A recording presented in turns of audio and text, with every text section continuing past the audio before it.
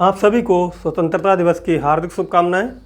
नमस्कार, आप सभी का सिलेक्शन आइडिया विद केपी में हार्दिक अभिनंदन है। मैं कृपाल सिंह आप सभी के समक्ष फिर से उपस्थित हूं। चर्चा का विषय है ये कि जो कांस्टेबल भर्ती परीक्षा आनी थी 2023 की, उसमें पदों की संख्या बढ़ाई गई है और ये आपके लिए बहुत ही अच्छी खबर है। और उसके साथ साथ एसआई के पदों की भी जानकारी मैं आपको दूंगा आज कि आने वाली भर्ती परीक्षा जो है एसआई की, उसमें कितने पद हो सकते हैं।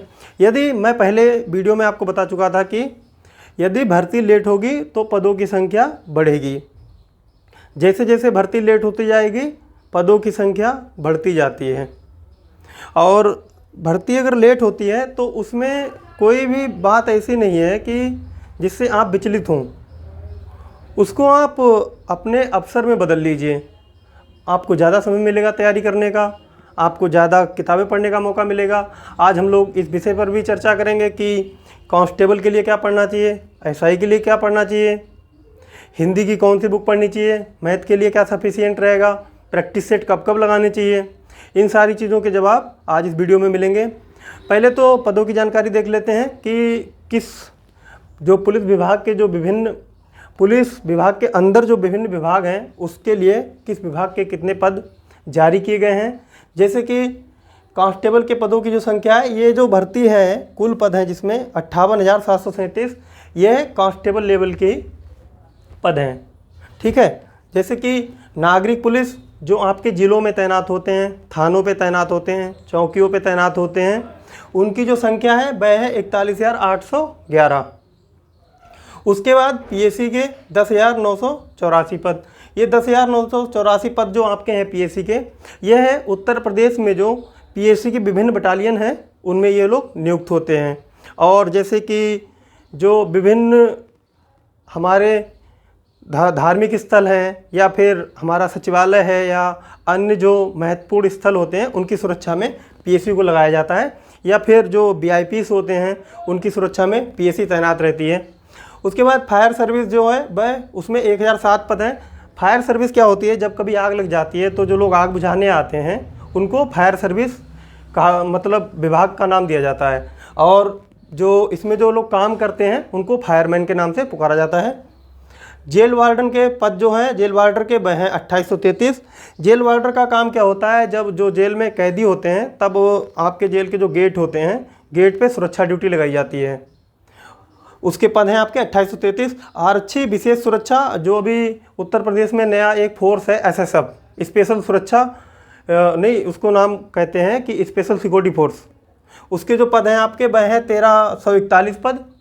उसके बाद महिला आरक्षी के जो पद हैं वह हैं 741। यह जो 741 महिलाओं की जो भर्ती हो रही है वह महिला बटालियन हेतु हो रही है। जो अभी महिला मतलब जैसे कि पीएससी की जो बटालियन है वह पुरुषों के लिए है, लेकिन महिलाओं की एक अलग से बटालियन की स्थापना की गई है, उसके लिए भर्ती की जाएगी महिलाओं की, वह होगी 761 पद। कुल पद हो जाएंगे आपके 5837। पद बढ़ते जा रहे हैं, बहुत अच्छी बात है। तैयारी कीजिए और सिलेक्शन लीजिए, अपने माँ बाप को खुश होने का मौका दीजिए। उसके बाद यदि एसआई के पदों की बात की जाए तो एसआई के जो कुल पद हैं वह हैं 3269 और ये नागरिक पुलिस में आते हैं। उसके बाद अग्निशमन द्वितीय अधिकारी जो कि फायर सर्विस में नियुक्त होते हैं, उनकी संख्या है 29। कुल मिला के 3269 एसआई के पद हो जाएंगे। अग्निशमन द्वितीय अधिकारी 29 पद हो जाएंगे। अब चर्चा का विषय जो है वह हमारा ये हो जाता है कि कांस्टेबल के लिए क्या पढ़ना चाहिए।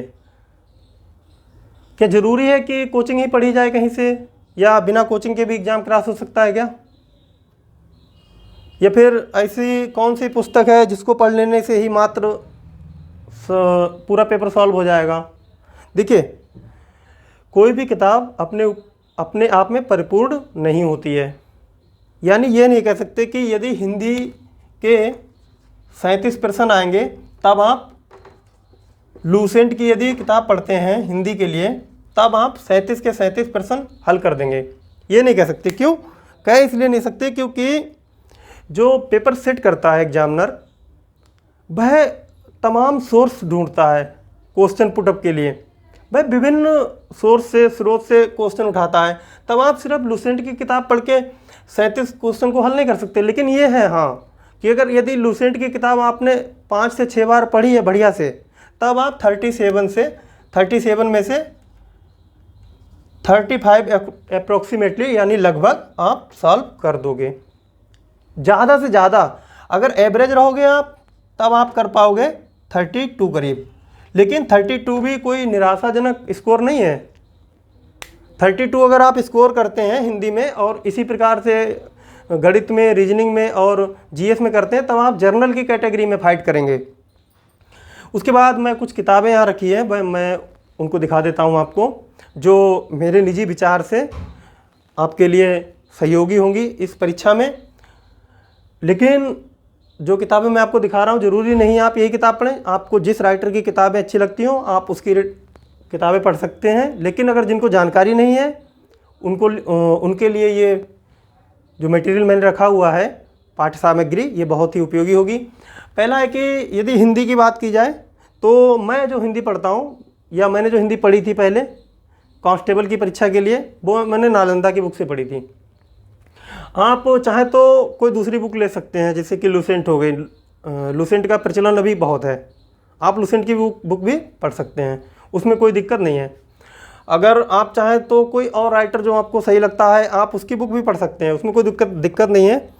लेकिन सबसे जो ज़रूरी बात है वो ये है कि पढ़ना है, बिना पढ़े कुछ भी नहीं हो सकता। अब यदि जीएस की बात की जाए तो लुसेंट उसके लिए सफिशिएंट है, मतलब लुसेंट उसके लिए भरपूर है। आप इसको पढ़िए। बकाया आप करंट अफेयर के लिए एक अच्छी सी पत्रिका ले लीजिए, मासिक पत्रिका या साप्ताहिक पत्रिका, उसको भी पढ़िए आप। ये हो गया जीएस के लिए। और वो हो गया नालंदा जो मैंने भी बताई थी वो हिंदी के लिए। आप जीएस के लिए कोई दूसरी बुक भी खरीद सकते हैं जो राइटर आपको पसंद हो, लेकिन मुझे जो अच्छा लगेगा मैं आपको वो बता रहा हूँ। उसके बाद क्या करिए, जब आपकी हिंदी कंप्लीट हो जाए तब इस तरह से हिंदी का अलग से प्रैक्टिस सेट ले लीजिए। अलग से प्रैक्टिस सेट लेने का एक अच्छा फ़ायदा ये होता है कि यदि आपका सब्जेक्ट वो वीक है, यदि आप उस सब्जेक्ट में वीक हैं, तब आप उस सब्जेक्ट पे अच्छी पकड़ बना पाएंगे, इसमें कोई दो राय नहीं है।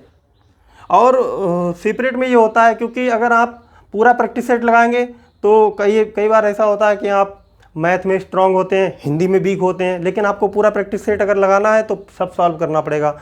लेकिन उस समय क्या चाहिए कि मैथ में स्ट्रांग है तो हिंदी में भी स्ट्रांग हुआ जाए, मतलब मैथ के कॉन्सेप्ट क्लियर है तो हिंदी के भी कॉन्सेप्ट क्लियर किए जाएं। तो मैथ को समय ना देकर उस समय प्रैक्टिस सेट वाला जो समय है वो मैथ को ना देकर हिंदी को दिया जाए। उसके बाद यदि बात की जाए कि यूपीएसआई के लिए, यूपीएसआई में कॉन्स्टिट्यूशन यानी संविधान बहुत ही महत्वपूर्ण टॉपिक है।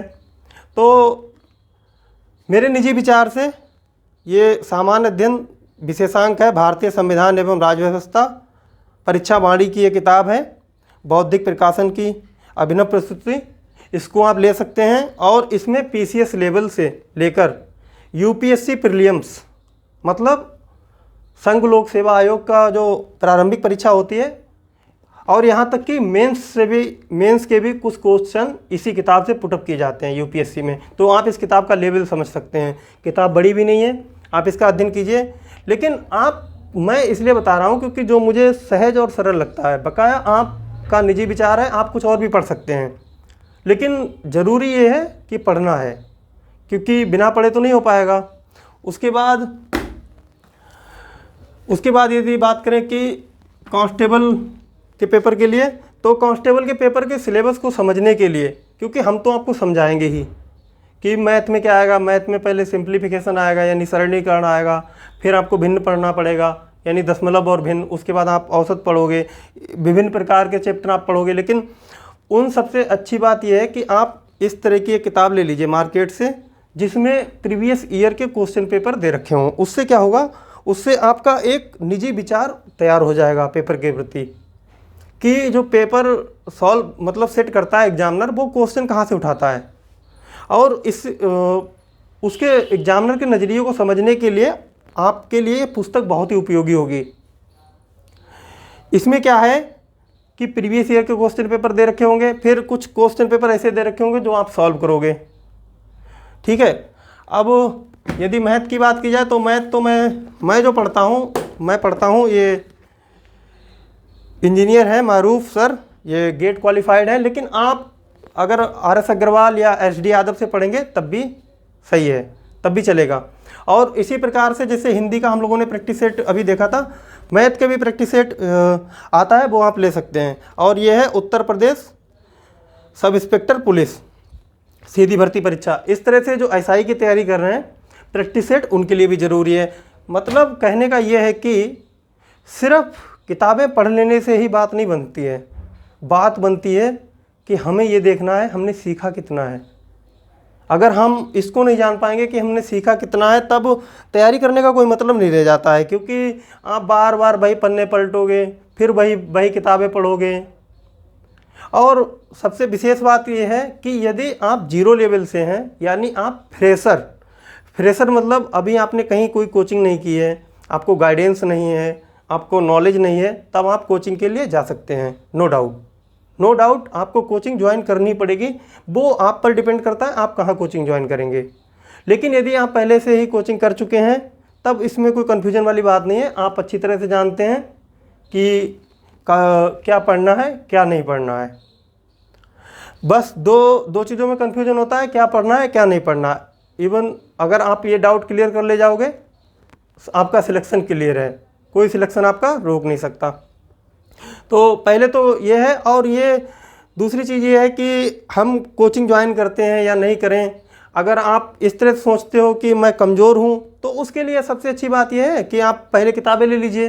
किताबें तो तब भी लेनी पड़ेंगी जब आप कोचिंग ज्वाइन कर लोगे, लेकिन उससे ये है किताबें पढ़ के एक बार और आप प्रैक्टिस सेट ले लीजिए, फिर प्रैक्टिस सेट सॉल्व कीजिए। यदि प्रैक्टिस सेट में आपकी कैटेगरी के अनुरूप, आप जिस भी कैटेगरी में आते हो उसके अनुरूप यदि आपके नंबर सही आ रहे हैं, और पिछली जो कट ऑफ है वह आप नेट पर देख लीजिए, गूगल पर, अगर उसके समीप आप रहते हैं या उससे थोड़ा ऊपर जा रहे हैं, तब आपको मुझे लगता है कोचिंग ज्वाइन करने की कोई ज़रूरत नहीं है। Because self study is the key of success.